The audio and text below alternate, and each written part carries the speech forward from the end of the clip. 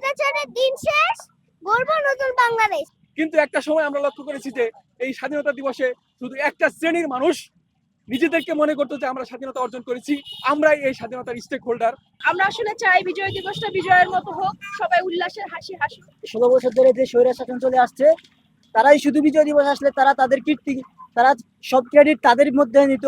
স্বৈরাচারের দিন শেষ, গড়ব নতুন বাংলাদেশ। আমি চাই এই দিনে এই স্লোগানটা হোক, কারণ এটা তো আমাদের স্বৈরাচারের দিন শেষ।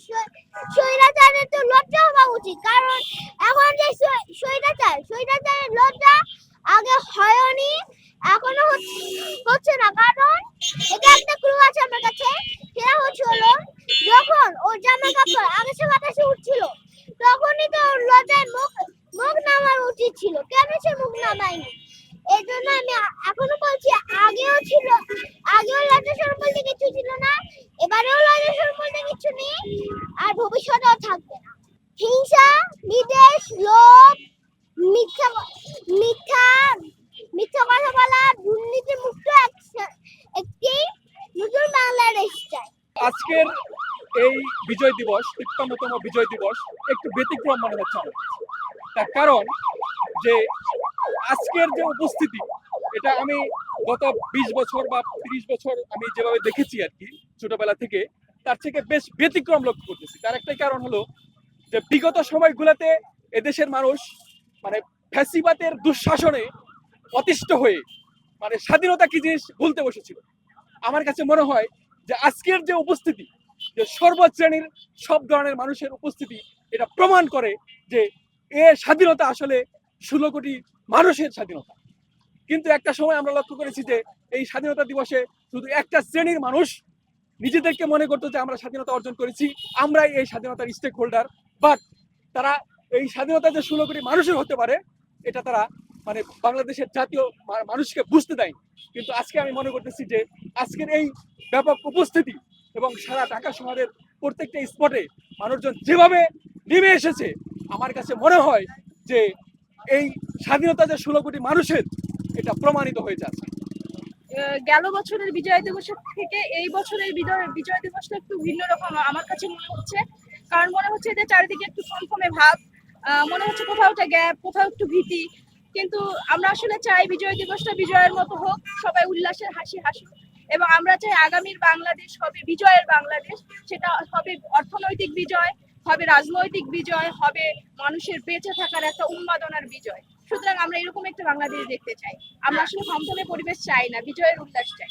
এই বছরের বিজয় দিবসটা অন্যান্য বছরের তুলনায় পার্থক্য যে জায়গাটায়, সেটা হচ্ছে সবচাইতে 16 বছর ধরে যে স্বৈরাচার শাসন চলে আসছে, তারাই শুধু বিজয় দিবস আসলে তাদের কীর্তি, তারা সব ক্রেডিট তাদের মধ্যে নিত। তো এবছরের যে বিজয় দিবসটা, সেটা হচ্ছে সকলের ঐক্যবদ্ধভাবে সবাই সবার জায়গা থেকে বিজয় দিবসটা উদযাপন করতে পারতেছে, যা কিন্তু বিগত 16 বছর কেউ করতে পারে না। এটাই হচ্ছে আসল পার্থক্য।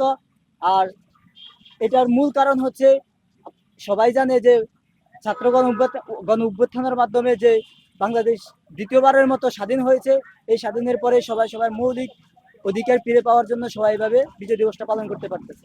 এই প্রথম একটা দিন গেল আমার জন্য যে একটা সরকার পুরোপুরি নেই, এবং আমরা নতুন একটা উদযাপনের মাধ্যমে, নতুন একটা দিবসের মাধ্যমে, নতুন একটা তারুণ্যদের সাথে আমরা এই দিবসটা উদযাপন করতে পারছি। একজন মানুষ কিভাবে এতটা বছর একটা নির্দিষ্ট ভাবে মানুষকে কতটা পরিমাণ চাপের ভিতরে রাখতে পারে, সেটা আমরা অনেক বছর ধরে দেখে আসছি। কিন্তু এই 2024 সালে এসে আমরা সেই জিনিসটাকে পুরোপুরি ভাঙতে পেরেছি।